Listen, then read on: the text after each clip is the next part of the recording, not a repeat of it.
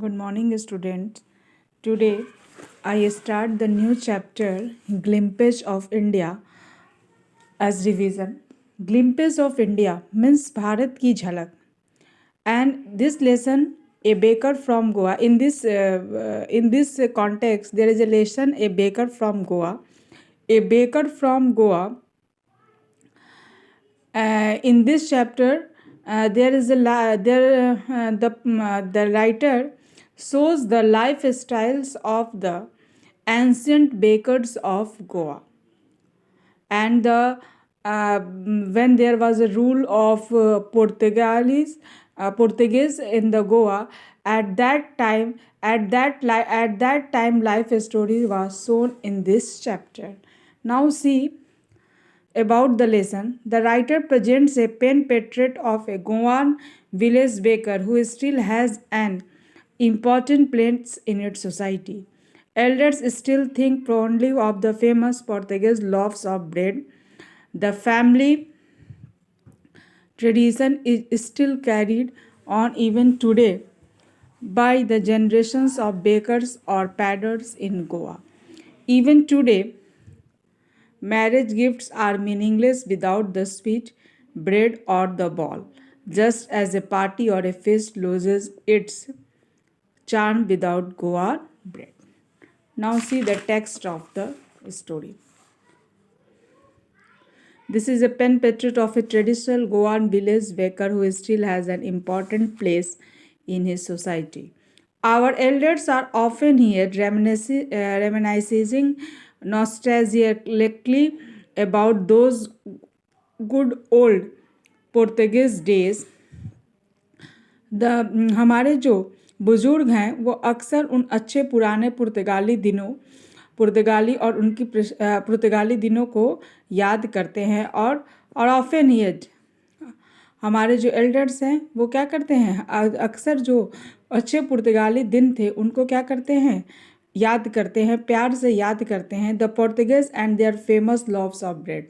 उन पुर्तगालियों को और उनका प्रसिद्ध जो ब्रेड होता था, जो रोटियां होते थे, उनके बारे में प्यार से याद करते हुए सुना जाता है. तो क्या बता रहा है लेखक क्या है, खुद एक वहाँ का गोवा का रहने वाला है और कहता है कि हमारे बुजुर्ग को अक्सर उन अच्छे पुर्तगालियों और उनकी प्रसिद्ध रोटियों के बारे में प्यार से याद करते हुए सुना जाता था. यानी कि हमारे जो एल्डर्स हैं उन दिनों को बहुत प्यार से याद करते थे और उन्हें सुनाते थे. Those eaters of loaves might have vanished. और वो जो रोटियां खाने वाले भले ही गायब हो गए हों, but the makers are still there. लेकिन उन्हें बनाने वाले अभी तक हैं. We still have amongst us the mixers. अभी तक हमारे पास वो मिक्सर हैं. द मोल्डर्स, रोटियों को जो रूप देते थे, जो मोल्ड करते थे, उनको एक साँचे में बनाते थे, वो हैं. And those who bed the loaves, और वो जो रोटियों को सेकते थे, ब्रेड को जो लोग सेकते थे वो भी अभी मौजूद हैं. Those age old time tested furnaces still exist. यहाँ तक कि उस समय का पुराना भट्टी जो अभी तक पूरा उन भट्टियों में जिनमें रोटियां बनती थी, जिनमें ब्रेड बनता था, वो भी तक उनकी आग वो अभी तक क्या हैं उनकी जो आग है वो अभी तक बुझी नहीं है. यानी अभी भी ब्रेड्स बनते हैं. कहने का मतलब ये है the fire in the furnace has not yet been extinguished. और जो आग है उस भट्टी में अभी तक बुझी नहीं है. द थर्ड and the jingle of traditional bakers bamboo heralding his arrival in the morning. और पारंपरिक बेकर के जो बांस की ठक ठक और घुंघरुओं की आवाज़ होती थी वह सुबह के आने की सूचना देती थी. थर्ड and jingle of the traditional bakers, यानी बैम्बो जो बांस का वो लेकर चलते थे जिसमें ब्रेड रखा जाता था, और उसमें जो वो घंटी की और जिसकी वो आवाज़ घुंघरुओं की आवाज़ देते थे, जिससे क्या होता था, वो बताते थे कि वो लोग आ गए हैं सुबह के समय. And still be heard in some places. वो आज भी अभी भी कुछ स्थानों पे क्या होता है, आज भी कुछ स्थानों पे सुना जाता है. May the father is not alive but the son still carries on their family profession, यहाँ तक कि हो सकता है पिता जिंदा न हो उनके, लेकिन उनके बेटे अभी भी उस जो फैमिली प्रोफेशन है, जो फैमिली बिजनेस है, उसको लेकर चल रहे हैं। These bakers are even today known as poder in Goa, ये बेकर आज भी क्या होते हैं, पैडर बोले जाते हैं गोवा में, पैडर के रूप में भी जाने जाते हैं गोवा में, क्योंकि पुर्तगालीज लैंग्वेज में बेकर को क्या कहते थे, पैडर। और गोवा में किसका शासन था, पुर्तगालियों का शासन था। 1962 में आई थिंक 1964 में वो गोवा जो था क्या था, आज़ाद होने के बाद भी गोवा ऐसा स्टेट था जो अभी भी भारत में आज़ाद नहीं हुआ था। 1947 में हम लोग को आज़ादी मिली थी, लेकिन गोवा स्टेट आज़ाद नहीं हुआ था। वहाँ पे अभी भी उस समय अभी भी क्या था, पुर्तगालियों का कब्जा था, जो 1964 में हटा था।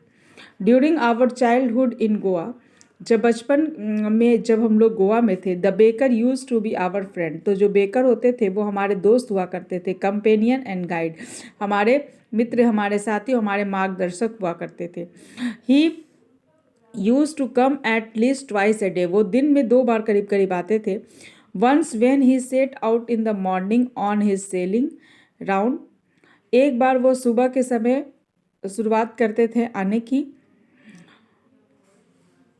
And then again when he return after emptying his huge basket, और जब वो वापस लौटते थे अपने सारा ब्रेड सेल करके अपने खाली बास्केट के साथ, खाली टोकरी के साथ। द जिंगलिंग थर्ड of his bamboo woken us from sleep and we ran to meet and greet him, उनकी जो जिंगलिंग आवाज़ थी, जो जिससे वो बताते थे कि वो लोग आ गए हैं, उस आवाज़ को सुनकर, झंझंग की जो आवाज़ को सुनकर हम लोग क्या करते थे, मतलब नींद से उठ जाते थे और हम लोग दौड़ते हुए जाकर उनसे मिलते थे, उनका अभिवादन करते थे। वाई वॉज इट सो, ऐसा क्यों था। Was it for the love of the loaf, क्या हमें ब्रेड से क्या था, प्यार था इस वजह से। नॉट एट ऑल, बिल्कुल नहीं।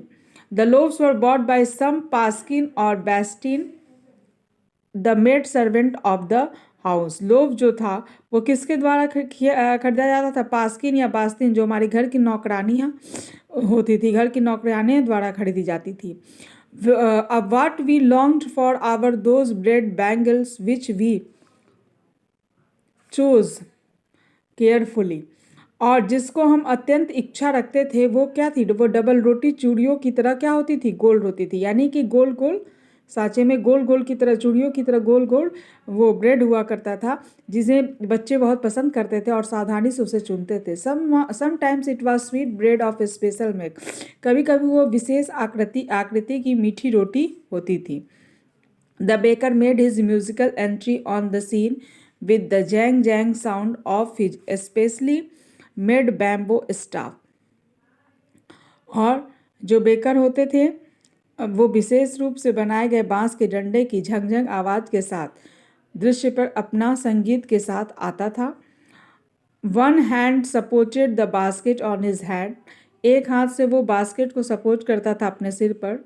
And the other banged the bamboo on the ground, और दूसरा जो बांस को जमीन पर फटकाता था, दूसरे हाथ से वो क्या करता था, अपनी छड़ी जो बांस की होती थी उसे जमीन पर पटकता था।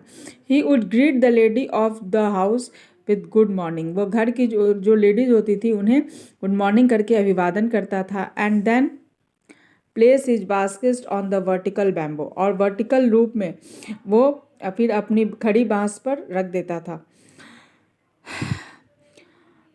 We kids would be pushed aside with a mild rebuke, and the loaves would be delivered to the servant. हम लोग जो बच्चे थे उन्हें एक साइड में क्या किया जाता था, थोड़ी सी डांट के साथ एक साइड धकेल दिया जाता था, और जो ब्रेड्स थी वो नौकरानी को दे दी जाती थी। But we would not give up, लेकिन हम स्थान नहीं छोड़ते थे। We would climb a bench और the parapet in and peep into the basket, हम लोग क्या करते थे, हम लोग किसी बेंच या छत की दीवार पर चढ़ जाते थे और किसी तरह टोकरी में झांकते थे। Somehow I can still recall the typical fragrance of those loaves. मैं अभी भी उन जो ब्रेड है उनकी विशिष्ट खुशबू को याद करता हूँ। Loaves for the elders and the bangles for the children. बड़ों के लिए क्या थी? लोव्स थी, ठीक है, ब्रेड थी, और जो बैंगल थी वो बैंगल नुमा जो ब्रेड थी वो बच्चों के लिए थी। Then we did not even care to brush our teeth और वॉश आवर माउथ प्रॉपरली। और तब मैं क्या करता था? ब्रश अपने दांतों को ब्रश करने या मुंह को ठीक से धोने की परवाह भी नहीं करता था। एंड वाई शुड वी, और हम क्यों करें? We would take the trouble of plucking the mango leaf for the toothbrush. हम लोग टूथब्रश के लिए आम का पत्ता तोड़ने की परेशानी कौन उठाएगा? And why was it necessary at all, और यह क्यों आवश्यक है? The tiger never brushes his teeth. शेर कभी अपना मुंह नहीं धोता है, ब्रश नहीं करता है। Hot T would wash and clean up everything so nicely after all. गर्म चाय और आखिरकार बहुत अच्छी तरह से सब कुछ धो और साफ कर सकती थी।